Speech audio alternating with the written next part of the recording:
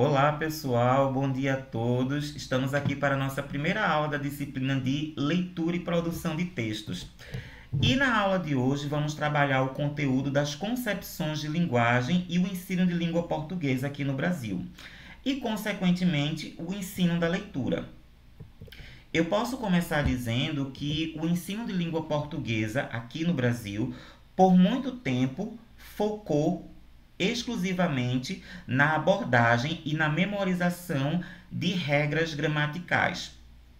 Hoje, o ensino de língua portuguesa, ele tem o objetivo de desenvolver a competência comunicativa do aluno, ou seja, formar usuários competentes da língua, usuários que consigam utilizar a língua nas diferentes situações de interação, tanto as situações formais como as informais.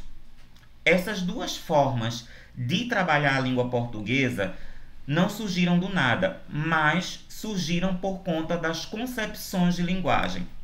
Então, nessa aula vamos trabalhar esse conteúdo, as concepções de linguagem e os seus efeitos, os seus reflexos nas práticas pedagógicas do ensino de língua portuguesa. A primeira concepção de linguagem é a concepção de linguagem como expressão do pensamento. Essa concepção de linguagem também pode ser chamada de concepção mentalista da linguagem. Essa concepção vem dos estudos da gramática tradicional grega. E o que é que esses estudos da gramática tradicional grega diziam, tá? Para que o usuário da língua consiga utilizar a língua de forma racional e lógica, ele teria que utilizar as normas gramaticais. Então, por conta disso, essa concepção de linguagem, ela vai estimular um ensino extremamente gramatical. Essa concepção de linguagem orientou o ensino de língua portuguesa aqui no Brasil até o finalzinho dos anos 50, comecinho dos anos 60. E como é que esse ensino acontecia? Posso começar dizendo que era uma abordagem extremamente gramatical. Eu coloquei alguns pontos para nós abordarmos. Primeiramente, esse ensino de língua portuguesa era amparado na pedagogia dos bons modelos. E quais eram esses bons modelos? Os textos literários. Acreditava-se que o padrão de língua a ser aprendido e a ser utilizado pelos alunos estava nos textos literários. E, a partir dos textos literários, era trabalhada a pedagogia da frase. O que é que eu estou querendo dizer com isso? O professor de língua portuguesa ou professora pegaria um texto literário e retiraria desse texto literário as frases. Essas frases seriam analisadas e, nessas frases, o aluno teria que reconhecer classes gramaticais, analisá-las e classificá-las. Então, seria um ensino puramente gramatical. Por quê? Acreditava-se que quanto mais o aluno soubesse gramática, ele leria melhor e, consequentemente, ele escreveria e produziria textos melhores, textos extremamente corretos, gramaticalmente corretos. Nesse período, até o finalzinho dos anos 50, comecinho dos anos 60, ainda não existiam os livros didáticos que nós utilizamos na sala de aula hoje. O que existiam eram as antologias. As antologias eram um caderninho e dentro desse caderninho tinham vários textos literários de autores brasileiros e portugueses. O professor ou professora escolheria um texto literário dessa antologia e, a partir desse texto literário, ele prepararia as atividades de leitura e as atividades de análise gramatical. Então, até finalzinho dos anos 50, nós podemos dizer, o ensino de língua portuguesa aqui no Brasil privilegiava os bons modelos, que eram os textos literários, e esse ensino puramente gramatical. Mas como eram que aconteciam as atividades de leitura com base na concepção de linguagem como expressão do pensamento? O ensino da leitura, ele focava na oralização do texto escrito. É o que Angela Kleiman vai chamar de leitura como avaliação. Como é isso? O professor ou professora escolheria um texto e pediria para o aluno ler esse texto em voz alta. E, a partir da leitura do aluno, ele iria avaliar a questão da pronúncia, a dicção, a entonação, a fluência. Ou seja, era um ensino da leitura que ele simplesmente buscava verificar como estava a leitura do aluno, ou melhor, questões fonéticas e fonológicas.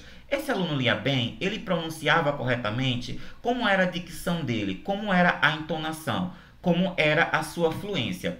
E tudo isso a partir dos textos literários, ou seja, acreditava-se que o aluno ele deveria escutar e ler bons textos, né? Ou seja, textos gramaticalmente corretos. Ainda acreditava-se que o aluno ler textos literários, isso iria influir na sua formação moral.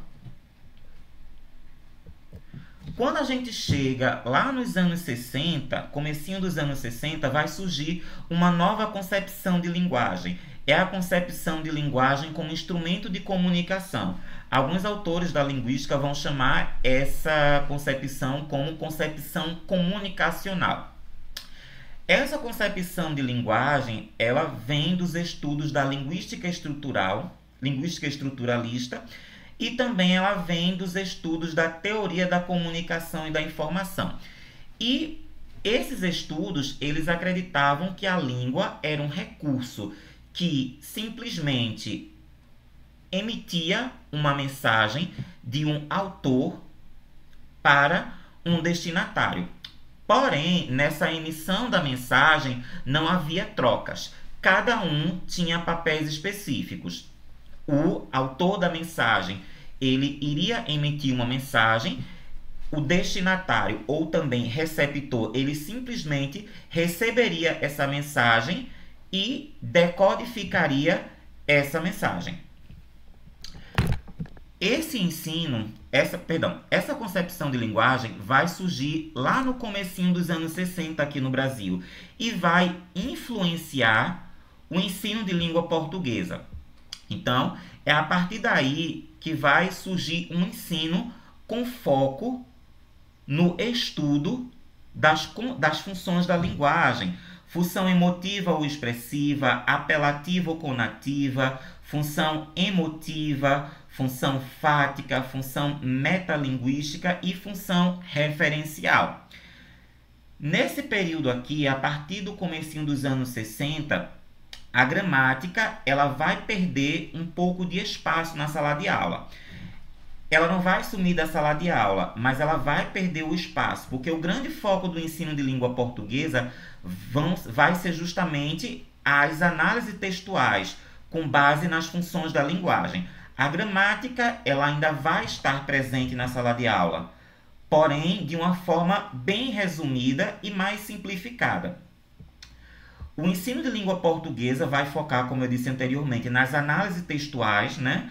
Com o objetivo de levar o aluno a identificar quem era o autor, quem era o destinatário, qual era a função da linguagem que estava presente em um determinado texto.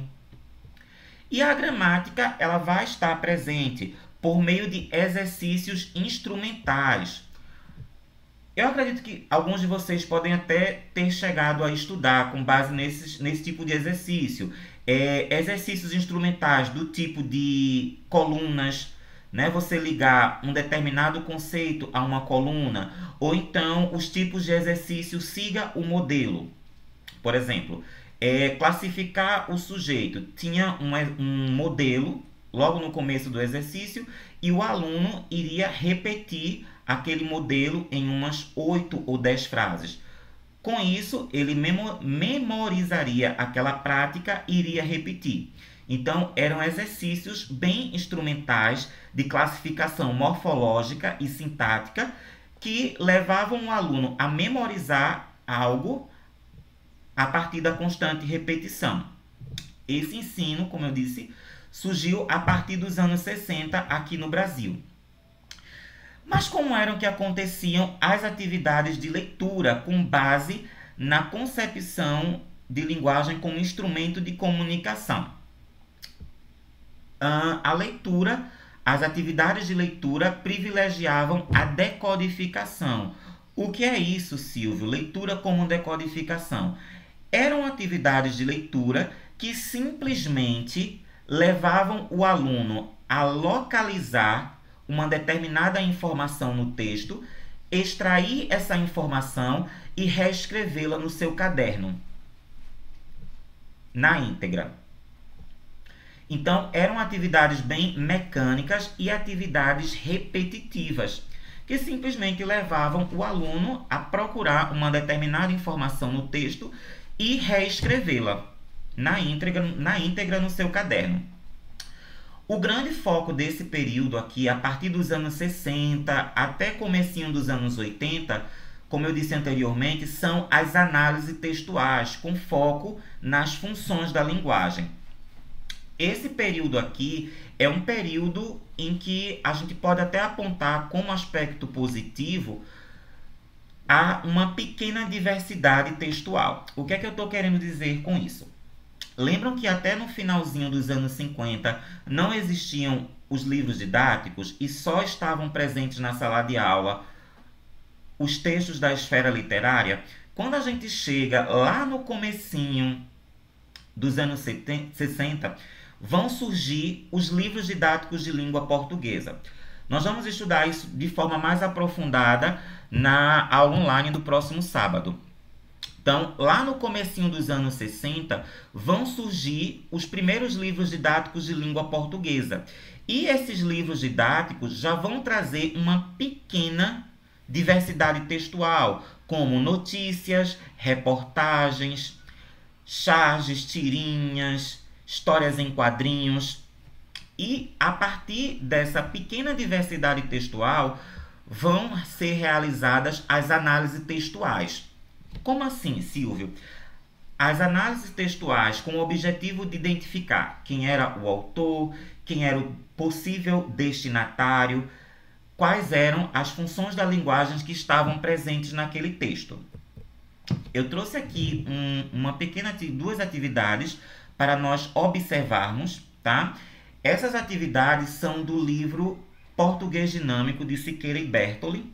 Esse livro didático, ele é do ano de 1979, porém, ele esteve presente nas escolas do estado até anos 90. Eu estudei em 1995 e 96 na escola da rede estadual e estudei com base nesse livro. Então, foi um livro que foi bastante utilizado aqui em Pernambuco nas escolas estaduais. E eu trouxe duas atividades de leitura, com base na concepção de linguagem como instrumento de comunicação. Percebam que as perguntas: quais são os personagens da primeira parte do texto? Quais são os da segunda parte? O que causa a movimentação dos boiadeiros? Cite alguma expressão que comprove a agitação da cidade grande. De acordo com o texto, como são e como agem as pessoas da cidade grande. Percebam que essa tipologia de atividade de leitura, de acordo com o texto, estimulava simplesmente o aluno a buscar uma informação em uma determinada parte do texto e reescrevê-la. Outra atividade, com base no texto, Jeca Tatuzinho, de autoria de Monteiro Lobato, o livro traz as seguintes atividades: onde mora o Jeca Tatu? Como era sua casa? O que havia nela? Com quem vivia Jeca Tatu? Como Jeca Tatu passava os dias? Que fazia Jeca Tatu? Como eram seus filhos? Percebam que as atividades de leitura com base na concepção de linguagem como instrumento de comunicação, as atividades de leitura focavam na decodificação do texto escrito. O que é que eu estou querendo dizer com isso? As atividades simplesmente estimulavam respostas localizadoras. O aluno teria que voltar ao texto, achar, reconhecer uma determinada informação, extrair essa informação do texto e reescrever essa informação na íntegra no seu caderno. As atividades não estimulavam nem que ele utilizasse as suas próprias palavras, mas ele teria que reescrever na íntegra o que estava exposto no texto. Continuaremos no próximo vídeo.